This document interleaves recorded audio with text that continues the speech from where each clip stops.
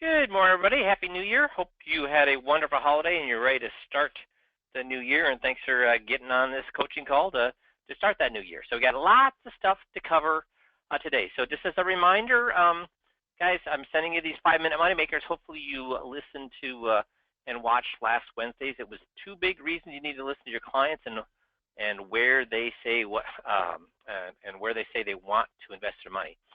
So make sure that you watch these things and make sure you put them into action. And then the 5-minute tape breakdown was look what happens when you correct someone twice within 30 seconds. And you see, and then I demonstrated how to get on their side instead of correcting them. So make sure you're watching that, because guys, just sitting there it is worthless. You can't just sit there. You got to do something. Don't just listen to those 5-minute money makers and the tape reviews. Take 10 minutes. Think about what you would do differently. Practice what you've learned. Put those in action. You asked me to, 99% of you asked me to get rid of the Friday calls so that you didn't have that extra hour you had to do things. So that's why I'm sending out those tapes on Thursday, so you can learn one little thing, but please put it into practice. Use it as your MIFT for that day. Use it as your 15-minute drill for that day. Make sense?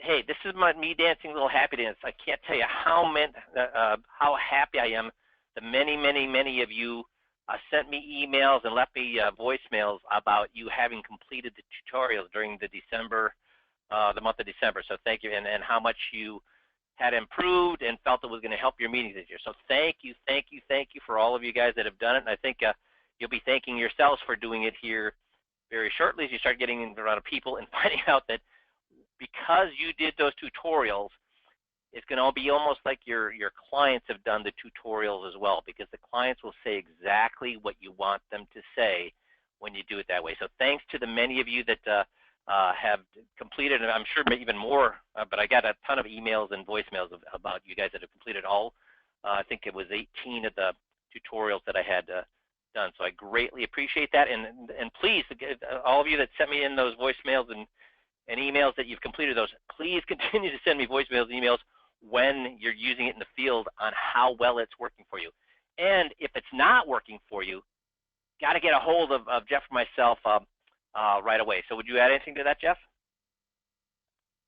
Well, I think the only thing that I would re-emphasize is it's got to be right away, because the quicker we figure out what's going wrong, the sooner you can fix it, and the better your meetings will go from that point forward. If you have 3 or 4 meetings before you send us the tape, well, then they're all poisoned. So send us those tapes as quickly as possible. And here's the great thing. If we find the place in the tape where things broke down, do you have to go, I'll ask this question to everybody on the call. Do you have to go back then and learn, for those of you that have completed all the tutorials, if Jeff and I find a place that there's a hiccup or some rough edges, will you then have to go back to all 18 or 19 of those tutorials, or what can you do at that point? What would you do at that point? Jerry says no, I agree with that. But what could you do at that point? Just the one that needs to be fixed. Exactly, Tom. So you just need, that's right, Jerry. So you just go back to that one and fix it. So just think how quickly your meetings are now going to be on fire, because you are able to do this and have this power now. And here's the great thing about this. By learning those tutorials, you've taken a huge burden off your back. Because now, if this does not work the way I said it's going to work, if you don't make $1 million this year by using this system, whose fault is it? If you've learned the tutorials the way they're laid out, and you use them in the meeting the way they're laid out, and it does not work, whose fault is it? You have somebody to blame. Who is that? Me. That's right, Cheryl. It's my fault. It's my fault. It's my fault. I'll take the full burden. If this does not work as advertised, you should pick up the phone and scream at me, and I will sit there quietly and take it. Now, why would I be willing to do that, Jeff? Well, because we know it works. We've got 50,000 meetings to say that it does. So, you know, we know that if you do it the way that it's laid out, it will work to close people that are difficult. Well, here's the great thing. and I had some guys that have been on the system for a long time said, Mike, you made little tweaks and changes to those scripts during the tutorials, and they're so much even better now. So guys, these tutorials, first of all, the video that you see of me doing it with Jeff was way better than when I was doing it to make my $1 million a year. These tutorials are way better even than what I was doing with Jeff in the tutorial video. So now you have tools that are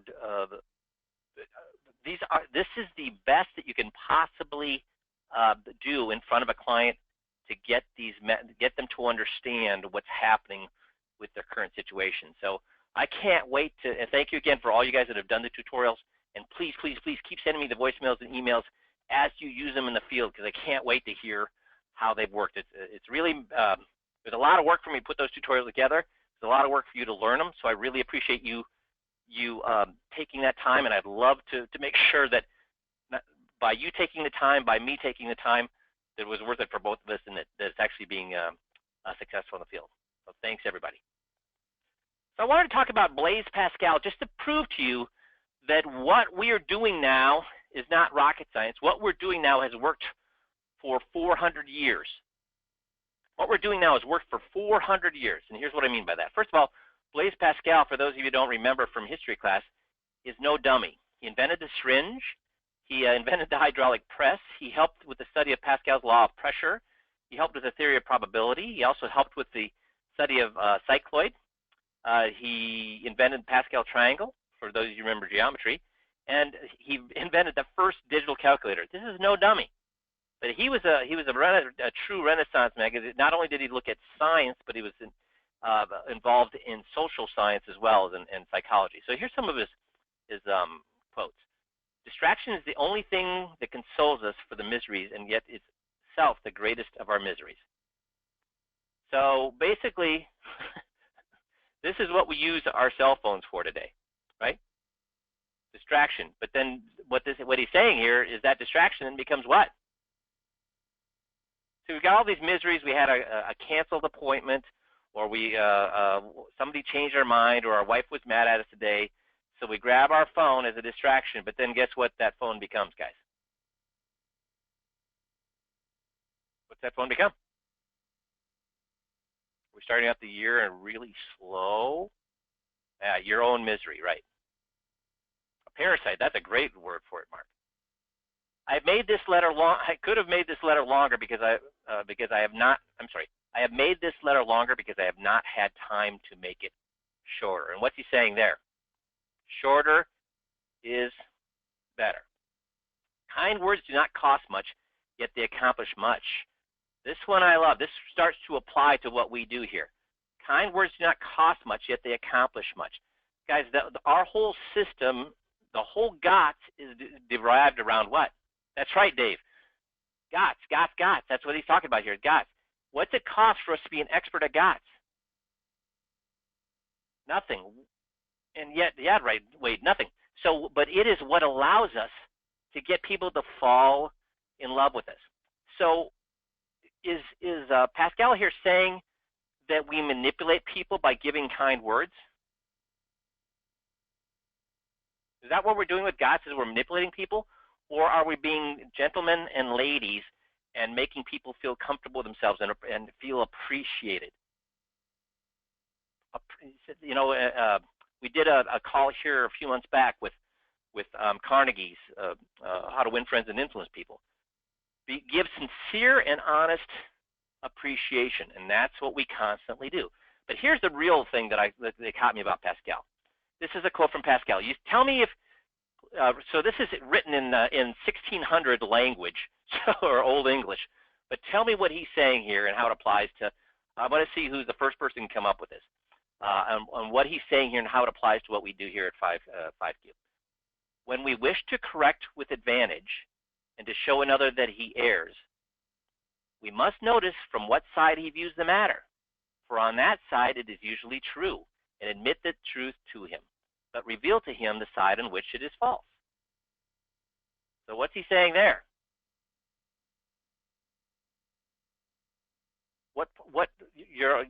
You've got a whole bunch of good answers here, but not quite the one I'm looking for. What's he talking about here? Ah, Joe got it. Get on their side. Get on their side. Get on their side. See, if we want it, before we can correct them, before we can show where they err, we must tell them from their side of view why their views matter. So that's everything that GOTS is about. I have to get on their side because is their objection always valid? Is their objection always valid? Yes. And so he's saying, get in their shoes, walk in their shoes, tell them why they're right. Tell them why the way they're looking at the world is right. Because you have to do that before you can reveal to them the side on which it is false. See, they're looking through the world through a microscope, and what they're seeing is absolutely 100% true. We have to admit that what they're seeing is absolutely true before we can take their eyeball away from that microscope and have them look at the big world and say, yes, what you're seeing is absolutely true, and if we look at the world in a big way, there's lots of other things that are true too, which would make what you're looking at maybe not as true in the terms of the big picture. Make sense? And then he goes on to say, people are generally better persuaded by the reasons which they have themselves discovered than by those which come into the mind of others. What part of 5Q are we talking about there? Somebody said it earlier. Right, Wade, questions. That's right, Jeff. This is the whole motivation interviewing thing right here. You're absolutely right, Jeff. This right here, this whole thing right here is motivational interviewing. So guess what? The two psychologists that invented motivational interviewing in the 1970s, they didn't invent it. Pascal invented it way back in the 1600s. And it's been true for how many years? So we know what? This stuff works. It's worked for 400 years. So guys, learning the scripts is giving you a shortcut to doing all this. Doing the 15-minute drill every day is giving you a shortcut to doing this. Make sense? So I just thought it really interesting. You know, I always like to think, oh, Mike, you invented this stuff. Mike, this is awesome. I didn't invent any of this stuff. This stuff has been around for 400 years. So this is powerful stuff, guys. And thank you for putting your faith in it, and it will pay off for you. So what we do, we basically talked about this. Basically, it's GOTS, and let them discover themselves. Don't tell, sell, preach, or teach. Let them tell you. So here's the thing. The real topic the big topic I want to talk about today. Jeff, I'm going to let you talk about this, Jeff. Jeff, so when people call us and they ask, hey, Jeff, what went wrong? I mean, these people didn't, they didn't come to the implementation meeting, or they told me they were going to do this, but they didn't do it. What should I do now? How do I get them to talk more? I did just like you guys say, but they still want to think about it. See, all that stuff is like what? Dream interpretation. And what I mean by that is if you say these things to us and you don't have a tape, it's like dream interpretation. So what do I mean by that, Jeff? Well, it's your perception of it, but it may or may not be reality. I mean, the truth is, a lot of times when I hear your guys' explanation, there is truth in it. But when I hear the tape, I hear and you hear, we all see that that wasn't the whole story. And so we have to have the whole story to know exactly what's going on. So, you know, guys, when you have children and they got in a fight at school, or the teacher said something happened. Well, Jeff, you have a child, and you tell me some of your stories. So the teacher says, this is what happened, and of course, Jonah says that's exactly what happened, right? Yeah, he's got his own version of events. And what I find is that when we finally piece together the whole story, there was truth. Some of what he said did happen. It didn't happen quite the way, though, that he explained. But I'm sure in his mind, that's exactly the way it went down. So you have to be... Does the teacher 100%? Does the teacher have 100% recall? No, generally not. No. No. I mean, but when you get everybody's side of the story, you find the truth. Yeah. So what's my point? See if you guys can get my point here. What's my point here, guys, with this slide? Yeah, Wade, record the meeting. See, tapes don't do tapes interpret for us, Jeff? They make our job a lot easier, right? Because they do all the interpretation for us, so we don't have to do anything. Well, they just raw data. It's just raw data, but it's but it's accurate. It's true. It is an exact duplication of what happened so that we can see exactly what happened. Yeah, I like Perry. Perry just said, without tape, you're telling someone about a photograph as opposed to showing them the actual photograph. I don't know if you've ever seen, Jeff, but I saw some studies, or I actually watched a TV show that was on National Geographic, and they did an experiment, and they had these people, they went to a park, and then they had a guy run in and steal a purse from a woman, and then they interviewed like 40 people, and they all saw the exact same thing, didn't they? What would you get? You didn't see the show, but what would you get? No, I didn't see the show. My mom was a court reporter, and later she was an office manager at a law firm. And these were defense attorneys, and it was amazing that when you would interview people, what people saw was completely different. I mean, it was crazy. You wouldn't think they were even at the same place. So well, I like what Joe said here. Tapes are impartial, third party that cannot be argued with. Because here's the thing, I find having these conversations, Jeff, and I don't know about you, but I find having these conversations when somebody says, hey, Mike, what went wrong, these people didn't come back, or what went wrong, these people didn't talk to me, they wouldn't answer my questions, what went wrong, these people wouldn't get mad at their guy, all sorts of questions about what went wrong. But if they don't have a tape, I find these conversations with you guys uncomfortable. You know, what should I do now? Well, first of all, let's talk about what went wrong.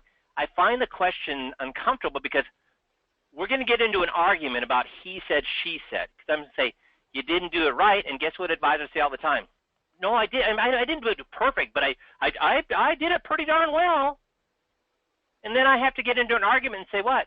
No, you didn't. Now, why? And some of you have experienced this.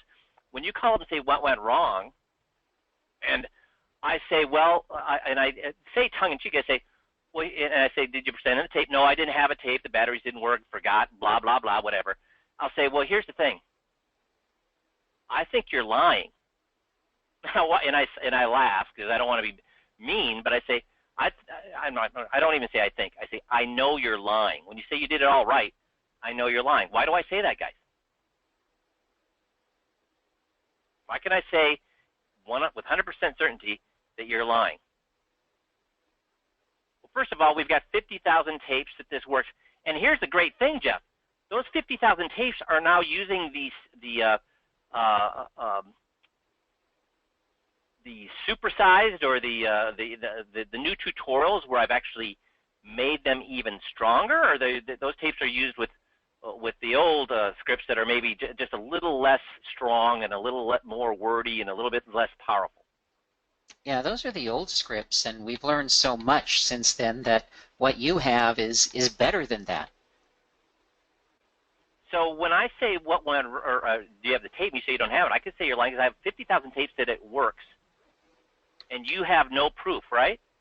So if I've got to if I have to make a decision on 50,000 tapes where this works, and then you say I did it the way you told me, but it didn't work, but you don't have a tape, what would any jury in a court of law think?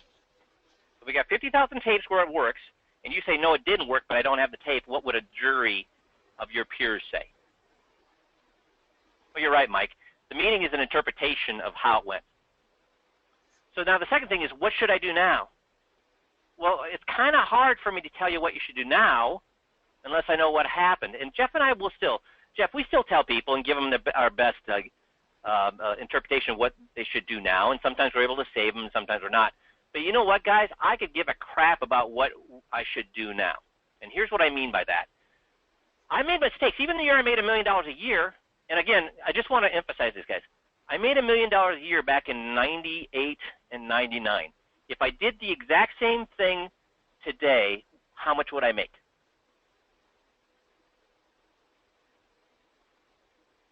If I saw the exact same people, how much more? A little more or a lot more? A lot more, because again, back then, IBM engineers and Mayo nurses, which made up the bulk of my clientele, they had pensions. So guess how much money they put into their 401ks? A lot less than they have today. So you would have made a lot more, or I would have made a lot more using this stuff to today. So there's no reason you guys shouldn't make a couple of $1 million if you follow the scripts the way we lay them out.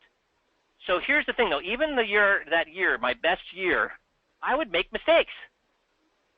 I would make mistakes where I talk too much, tell soul, preach and teach, and they would say I need to think about it. I'd make a mistake where I didn't kill their advisor, have them kill their advisor, and they wanted to stay with their advisor. Did I chase those people? I made very few mistakes, but I still made those mistakes. About once every couple of months, I'd make a mistake with a client, and I'd lose them. Did I chase them, do you think? Did I think, what should I do now? Do you think I did that? Nope, you're right, Joe, I didn't. I said, wow, that was a very expensive reminder. I just lost 15 grand because I didn't do it right. Instead of spending time trying to figure out what should I do now to save this thing, what do you think I did instead? What did I spend that time doing? That's an expensive lesson. That's right, Wade, I did more 15-minute drills. I went back and found out because I taped every single one of my meetings. I went back to find out what I did wrong, and I just made sure that all my future meetings, I didn't do that until I made another mistake again like that. So instead of worrying about what I should have done with that, I was like, wow, that's a painful mistake. I better go back and make sure that never happens again. So, guys, tape your meetings. That's how you get better. And then, like we said, with the tutorials now, you can go to the meeting and say, wow, I really screwed up the umbrella. I better go back and do that umbrella better. Boom. The only thing you have to work on then is the umbrella. Make sense? So what I want to talk about is on the website, we have a recording for you on how to get them to, how to approach them for recording the meeting. So under the agreement meeting on the website, there's a recording that Jeff and I did on how to get them to be okay with the recording. So we're going to play that tape for you of Jeff and myself doing that, and then I'm going to just be flashing through some slides here to kind of give you some visuals on what we're doing here. So here we go. And then the next thing, Jeff, is that one of my faults is that when I'm listening to somebody, my handwriting gets worse and worse the more involved and the more attentive I become to the client. I've actually taken a bunch of notes when I'm with the client, and then 2 hours later I'm looking at it, and I can't even decipher. Oh, I got ahead of myself a little bit there. So did you all see that, though? If I go back here, where it is, where you can find this under agreement meeting, down here. That's not where I wanted it. It's actually asking to record. You see right there? That's where it is. And again, these are all the reasons you already said why we want to record. You don't get anything wrong. The client doesn't get anything wrong if you want a copy of the tape. You both can prove what was said at the meeting for future reference. You can get better every meeting by reviewing the tape, start eliminating mistakes, realize weaknesses in your conversation, better hear what the client is saying when it comes to motivation. You get better because you know where you're what about this one, guys? You get better because you know you're recording yourself. What would you say to that one, Jeff?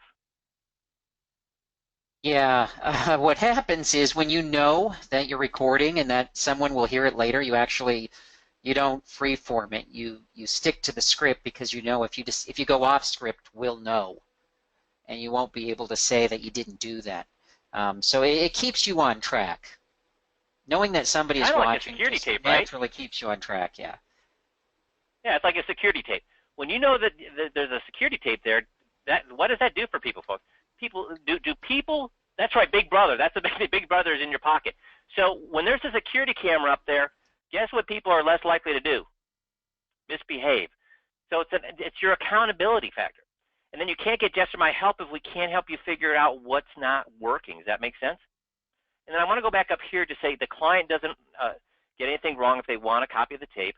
You both can prove what is said at the meeting for future reference. What I would recommend that you do is once they give you permission to record the meeting, after you've turned on the tape, guess what I would say? So thank you again for recording or allowing me to record this meeting. I would say it right there. So then that is on the tape that they're allowing you to record the meeting. Does that make sense, guys? Or am I talking Greek there? So after they've given you permission, when you turn on the tape, get on tape that they're fine with recording the meeting. Make sense? Can I get some yays? Okay, good. And then it's right here again, asking to record the meeting is where this tape is. And what we're going to do first is if you're going to ask an embarrassing question, if you're going to ask a question that's difficult to ask, what should you always do before you ask that question? See, you've heard me talk about this. If I want to know if my wife's going to the gym on Saturday, let's say she's a little bit overweight, and I'm going to ask her if she wants to go to the gym on Saturday. If I just say, hey, honey, are you going to the gym on Saturday? What's she going to think I'm asking that question for? That's right, Brad. I need to prep it. Frame it, Wade, right. Not ask permission. Not ask permission. No, no, no, no, no. Frame it and prep them. So if I just say, hey, honey, you're going to go to the gym, what do you think I'm asking for? She thinks I'm asking because I think she's overweight. So before I ask her, are you going to the gym, I'm going to say, hey, honey, I'm going, you've been taking care of the kids all week. I know that you've been pulling your hair out. It's my turn to take care of them. It's just that Bob from out of town, I haven't seen him for a year or so. He called. He's in town, wanted to go golfing, but on Saturday, but I don't want I don't want to go if you've got something planned. I can tell him I can't go. It's really Saturday's your day. It's my time to take. But if you got something planned, I don't know. Are you going to the gym or anything on Saturday? See, now when I do it that way, why am I asking that question? Because I think she's fat, or because what?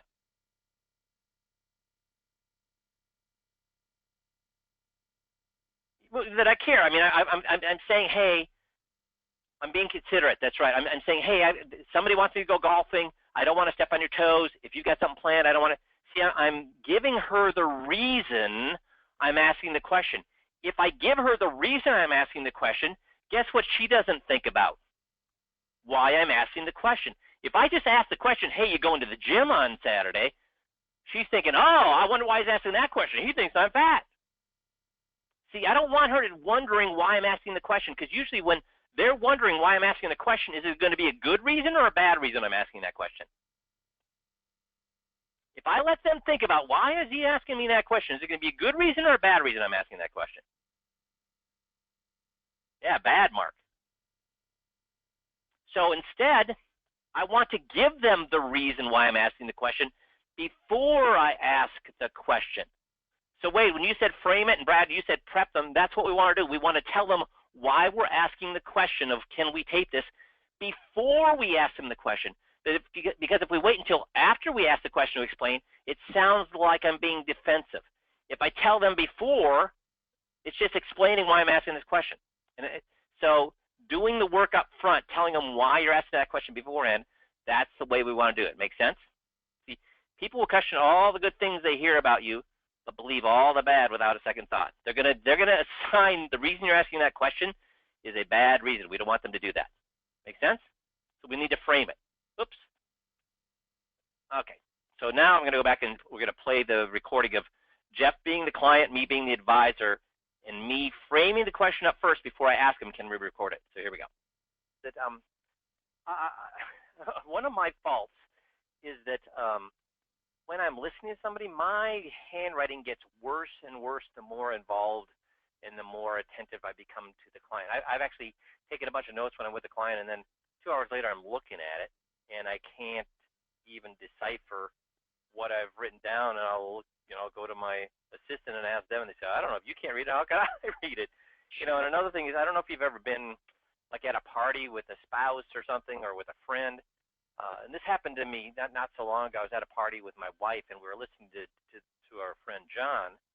And on the way home in the car, I told my wife, I said, can you believe what John said? And she goes, well, he didn't say that. And I said, he did too say that. She goes, he didn't say anything of the like. He said basically the opposite of that. Were we at the same conversation? In fact, we were at the same conversation. What happened there, Jeff? Well, you just heard different things. I mean, doesn't that happen nowadays? Oh, yeah. Yeah. So so What are the 2 reasons now I've given them? What are the 2 reasons I've given them? Before, have I asked the question to record yet? No. I've given him 2 reasons why. Can't read my writing is one, Cheryl. What's the other one?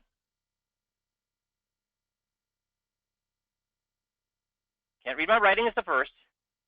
Yeah, hearing something, 2 people hearing the same thing can hear what?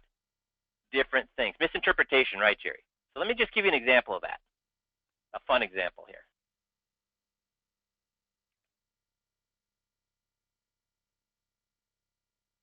Get back here. So this is misheard funny lyrics. So here we go. I just wanna feel this moment. I just wanna feel this moment. If the high was worth the pain, come and stop at lovers. They'll tell you I'm insane. The story of my life, I'll take her home. I've got all night to keep her warm in time. One less problem without you. I got one less problem without you. I got one less problem. Break, break, break, break, break. And the thing is all fake, fake, fake, fake, fake, fake.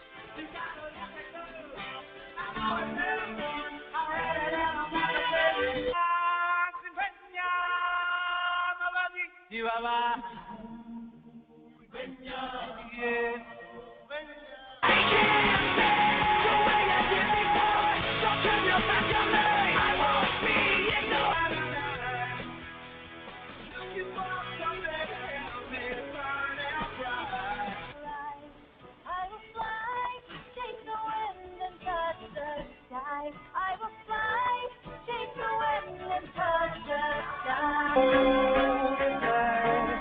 Feel the fear in the sky.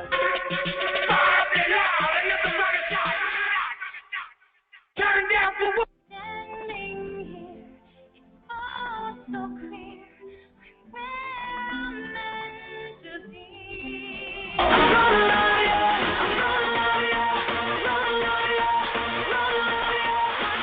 Widow, baby, to serenade you, doing it in our style.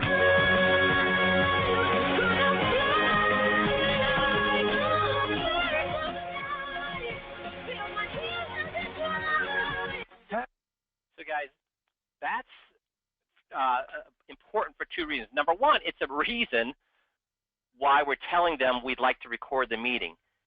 Why else? What else does that demonstrate for you? It's something we were just talking about here 10 minutes ago. What else does that demonstrate?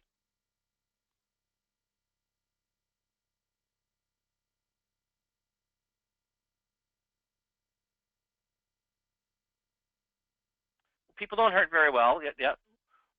Words weren't correct or misinterpreted. Well, Andre, you're getting closer. People hear what they want to hear. So, yeah, you're all saying mishear things. So why is that important? It's important for us to describe why that we want to tape the meetings to the clients. Why else is that important?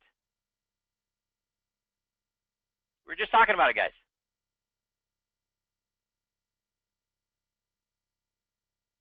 When you call Jeff or I, and you tell us the meeting that went this way, and this is what happened, and blah, blah, blah, blah, blah, and you don't have a tape, why do Jeff and I not believe you? Because you hear what you want to hear, right? Tapes don't lie. So this is the mishearing lyrics is a perfect reason to tell them why we need to record the meeting, but it's also a perfect demonstration on why you guys interpreting what happened at that meeting is worth what to Jeff and myself? Not very much. Make sense? So the 2 reasons we're giving the clients up front why we need to record is I have sloppy handwriting, and I want to make sure that what I hear is actually what I heard, not something different, with some demonstrations of that. Make sense? So here we go. The reason I bring those things up is that when it comes to healthcare, when it comes to our money, the last thing we want is, do we want mistakes or do we want things 100% accurate? No, we want them 100% accurate. Yeah, I want 100% accurate. So about 2 or 3 years ago, I started to record all of my meetings and then make those tapes available to the clients at their at their request, so that they can get all the accurate information. Just like I want to make sure I get the accurate information. In fact, a lot of physicians are doing this as well right now. So would you mind if I record? So even doctors now are recording meetings. Why are doctors recording meetings? First of all, patients are recording meetings. But even now, JAMA, the Journal of American Medical Association, recommends that doctors record their meetings. Why? That's right, liability, Perry. Malpractice, right, Jeff? Yeah, because their handwriting sucks. That's right. All sorts of reasons it's important to do. Now, in 38 states, here's the law. Well, should doctors encourage patients to record their? Yeah, they're saying yes, yes, yes. Now, what's the law? Oops, I backed up here. Under federal law, audio recording is permitted if at least one party to the conversation is given consent, which is the default in 38 states. There's a dozen states where that's not the case. California, Connecticut, Florida, Illinois, Maryland, Massachusetts, Michigan, Montana, Nevada, New Hampshire, Pennsylvania, and Washington, you have to actually have both people's permission. But in the other 38 states, including Minnesota, you didn't need to have, you need at least one person know you're recording. If I was that person, guess what?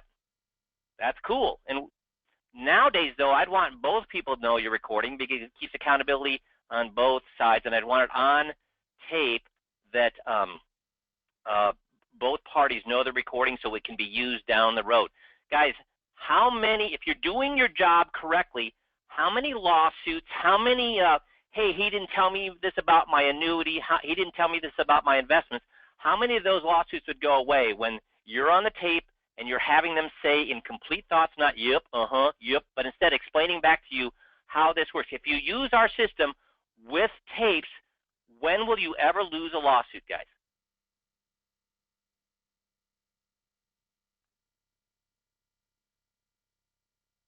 I got one never. I got two nevers. How about more than that, guys?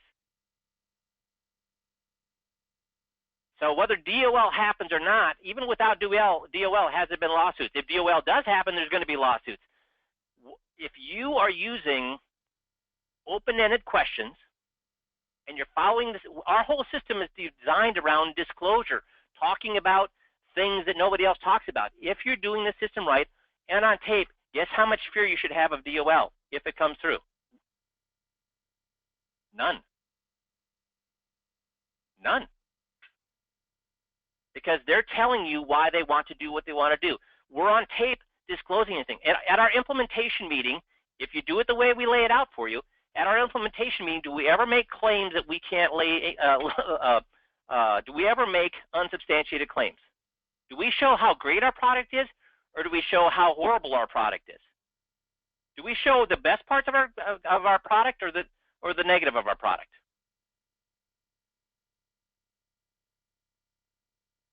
No, we don't show the best. We show the negative.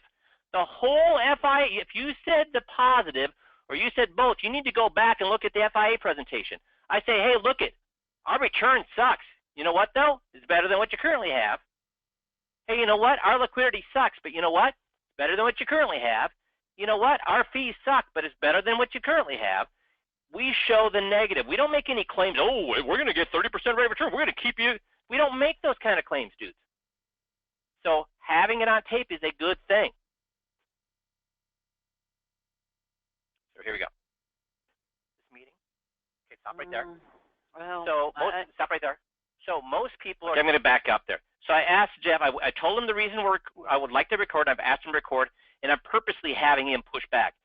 Generally, though, Jeff, when you hear this, how often do people push back that they don't want to be recorded? Oh, I actually. Probably because of the way we ask. Never. Because if they said don't record, guess what? We don't have a recording of that. But I've heard literally 50,000 tapes where they said it was okay. So it's maybe 1 in 20 at most. So, and that's what I would say is 1 in 20. But here, for those of you guys that are worried about what they might say, and if you want to go ahead and make sure they record it regardless, I'm going to show you what you would say if they say no. Very rarely happens, but when it does, here's what you should say if they say no. Here we go. Physicians are doing this as well right now. So would you mind if I record this meeting? Okay, stop right there. Well, So stop right there. So most people are going to say what right there, Jeff? Most people are going to say, yeah, that's fine. Yeah. So then you start recording. Now, if they push back, here's how you're going to handle that. So let's say, so would it be okay if I record, Jeff? Well, I'm just not I'm not comfortable with it. Amen. Yeah, I totally understand you not being comfortable with it. I'm not comfortable with it really myself, because the last thing we want is somebody recording what we say. The last thing we want is to be, have somebody pull up a tape and say, well, you said this, and so now you got to follow through on it, or even know what a tape is being used for. So when you say you're not comfortable recording, believe me, and I've been doing this for 2 or 3 years, and every time I press that button, I get uncomfortable with recording. And you might think, well, Mike, why are you recording if you're getting uncomfortable for 2 or 3 years? Well, the one thing we'd record is, can I, like with my Jeff, with my spouse there with John, did we both hear the wrong, different things? Yeah, you did. And one of us is right, and one of us is what? Oh, one of us was wrong. So I always, I hate hearing tapes because, or taping things, because I'm thinking, geez, what if I say something wrong? What if I do something wrong? What if somebody held this tape up and said, Mike, you said this, you better follow through on it. That's a lot of pressure, isn't it? Well, yeah, could be. Yeah. Yeah. So and that's the real reason, and that I started to do it though, is because my clients want me to be how honest and how sincere. Oh, 100% honest. And when I say, 100%. And when I say something, they want me to follow through on it or not follow through on it. No, yeah, they want you to follow through on it. If I make a promise, I better what? Keep it. Keep it. So the nice thing is about recording is, when I recorded my clients, if my client gave me a promise to work with me and they decided not to work with me, are they going to be in trouble with the police or the regulators or anybody out there? Is that that personal decision? No, that's their decision. Yeah, if they told me they had $1 million and they had $1, are they going to get in trouble from anybody? No, they're not going to get in trouble. If they told me that they had a power of attorney but they didn't have a power of attorney, would that get them in trouble? No. No. Now, if I told somebody I could make them 10% rate of return guaranteed, and I couldn't, and that was on tape, could I get in trouble? Yeah, you could get in trouble for that. I could get in trouble with the law. I could get in trouble with the regulators. I would lose my license. I would be in trouble with the attorney general. What if I said, told you something was guaranteed? So what's my point there? What am I, and the pivot, what am I doing there, guys? I'm saying, listen, first of all, I got on their side about not wanting to record, gave them all the reasons why recording makes people nervous, and all sorts of reasons. And my pivot was this. Hey, can I ask you a question? If you completely lied blatantly to my face, are there any repercussions on the client? Are there any repercussions whatsoever? They could lie to my face and say they had $1 million and have nothing, or have nothing and say they have $1 million, or they could say they have a power of attorney. They could lie through their face. Is there any liability for them? No. But when it comes to me lying, what kind of liability is there? Huge. So I'm having them start to realize, wait a minute, the reason I'm recording is why. Nothing bad can happen to them.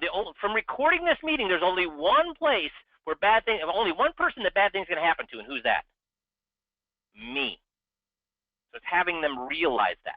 But can I have that conversation before I gots them? No, you got to gots them first. Told them perfectly what they're thinking, that being nervous about recording and not want to record, that makes total sense. And then after they know we're on their side, then we start to tell them, yeah, and here's why I don't like it. And they realize, holy crap, yeah, you are the one that could get in trouble for this stuff. Then they can realize that. Make sense? So here we go. We'll keep on with the tape. It wasn't. Yeah, you could get in trouble for that. What if I said, hey, this is completely liquid, and then it locks your monies up for years? Did I get in trouble? Yeah, if it wasn't liquid, yeah, you could get in trouble. Yeah. So why am I nervous every time I turn, for the last 2 or 3 years, why am I nervous every time I turn that recording on? Yeah, because you have to make sure that everything you say is accurate. Yeah, and tapes, even if it's an honest mistake, the tape says what? Well, you said it. You said it, right? So I get why I'm a little nervous. Now, when I tape that, Again, we said that you could get in trouble for anything you said, No. but who can get in trouble for something he said? You could. Yeah. So when I tape, is that to protect my clients or is it to protect me? If I'm the only one that can get in trouble for anything on the tape, am I taping to protect you or am I protecting myself? No, it's really more for me. Yeah. So based on that and with you able to get a copy of it yourself, and heck, at the end of the meeting, you say, I want that tape destroyed, guess what we do? Destroy it. With that in mind, would it be okay if we at least try it out that way? Yeah, I guess it's okay. And why do you think it would be okay? Okay, so I asked the closed-ended question, would it be okay if I tape? He said, yep. And am I ever satisfied with a yep, guys?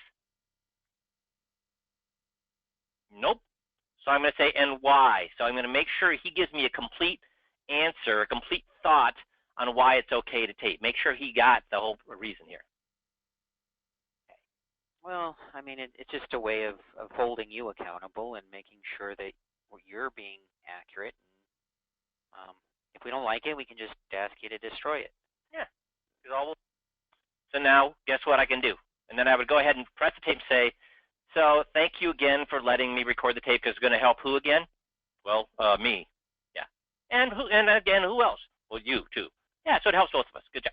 So then I would go on from there. Then I've got on tape that we've all agreed that I can tape. That's going to protect me again. DOL or no DOL, lawsuit or no lawsuit, chargeback or no chargeback, that tape becomes what? Worth what? What happens to your chargebacks because you didn't give them all the information? What happens to any lawsuits? What happens to any complaints? What happens to them? They go away. That's a great thing, but is that really the reason we're doing it? No. What's the real reason we're taping? To increase, to better ourselves, to increase our skills. To figure out if I did anything wrong and the meeting didn't go the way I wanted to, make sure that one thing won't be wrong the next time I meet with somebody.